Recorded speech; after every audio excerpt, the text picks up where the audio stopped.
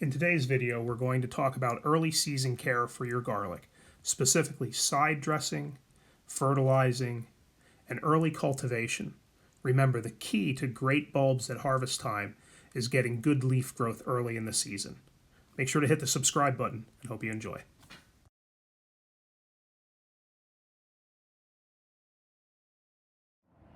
It's March 1st, and we're getting ready to side dress our garlic here in Pennsylvania. And the primary reason why we're going to side dress now is because allium leaf miner has been spotted, and it's time to get the garlic covered to protect it against that pest. It's a little earlier than we'd like to side dress. Soil temperature is a little cooler than we'd like. But once we get the insect netting and the hoops on, we're kind of in a spot where it's very, very difficult to side dress. So it's do it now or don't do it at all. When we side dress, we like to use a product from a local provider called Fertilizer. They refer to it as Super N. It's a 424. So nitrogen level is 4%. In the past, we've experimented with a different product called Organic, which has a 15, a much higher nitrogen level. We didn't like the results from the Organic, so we've stopped using that fertilizer and have gone back to only using Fertilizer in Pennsylvania, at our farm in Pennsylvania. In Vermont, we use a similar product from a company called North Country Organics.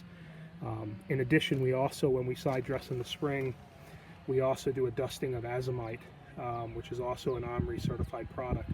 Important to note that as a grower, we are not certified organic, but we only use OMRI approved products when we are applying something to our garlic crop, which is typically just a side dress or a foliar feeding. In this instance, we're using, as I had mentioned, Fertilizer and azomite, both of which are OMRI approved, as is organics, although there's some controversy around using a Chilean nitrate in organic production. We just didn't like the results from it. That's why we've stopped using it. We've done a couple of foliar feeding applications to this garlic at this point. Early in the season, we like to get nitrogen on the leaves early to get stuff moving and greened up. There's some dispute as to whether or not that's an effective use of time. At a minimum, it makes us, the farmer, feel better, so we think it's worthwhile. Everybody's scale is a little bit different, including for us. Our scale in Pennsylvania now is very different than the scale in Vermont, so our approach in these two places is different. Our bed widths here are much narrower. They're only 26-inch bed widths and 100 foot long, whereas in Vermont, our bed width is almost 40 inches and 400 foot long.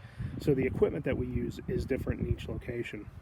We use a very simple Scott's Turf Builder drop seeder to apply fertilizer to our beds in Pennsylvania. If you're growing on a smaller scale, you may just do it by hand. If you're growing on a very large scale, you're going to use a 3-point hitch attachment. So it's different. You'll have to find what scale works best for you.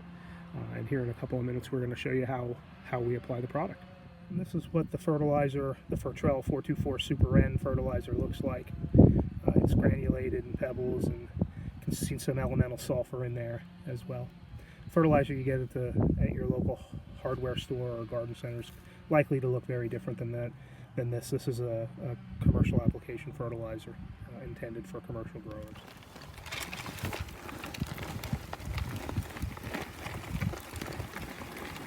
You don't have to worry about the plants. The plants are incredibly hardy. They won't mind a little bit of bending and moving around as you go through this. It's important to make sure that when you're applying fertilizer, you're only applying fertilizer when the plants are dry. If the leaves are wet and the fertilizer sticks to the leaves, you're going to burn your leaves. So make sure that when you're doing this, you're only applying fertilizer when your plants are dry. Now that we've applied the side dressing, the fertilizer, and the azomite, we now need to get it incorporated into the soil so that if we have a heavy rain event, we don't leach the nutrients out of the soil. There's a number of ways that you can do this, and it's really going to be scale dependent. We use, when we're incorporating or when we're weeding, we like to use a stirrup hoe, or you could use a collineal hoe. Either one will work fine. My personal preference is the stirrup hoe. It does less damage if you bump up against the plant. So we're really killing two birds here with one stone. First, as mentioned, we're going to incorporate the fertilizer so that it's got good contact with the soil and soaks in and provides nutrients to our plants.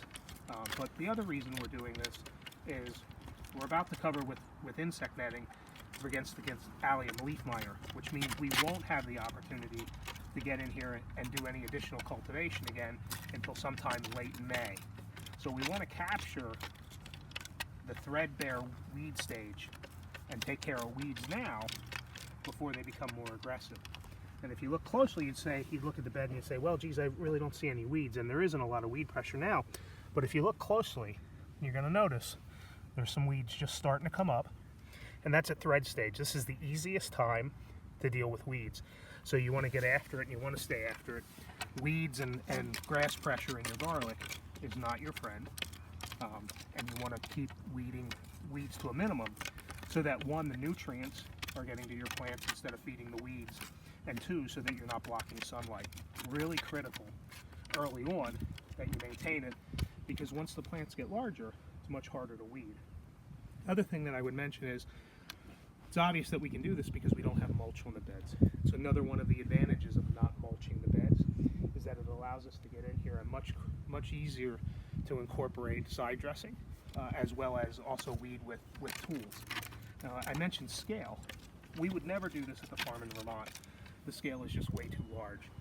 In this particular planting here, this is less than 2% of our total planting for the year. For us, this is like stepping back almost a decade into how we used to do things in garlic. We would never be able to do this on the farm in Vermont where we have tens of thousands of bulbs planted. For you in your backyard, you may only have a couple of dozen plants, and using a styrofoam may be wild overkill. The idea here is to provide you with the concepts that have led to success in growing garlic, and then you have to figure out what the best approach is for you in your particular application where you're located at, based on the size and scale of how much garlic you're growing. Remember to hit that subscribe button up there and follow along as we continue to provide you tips through the year on how to have a bountiful harvest.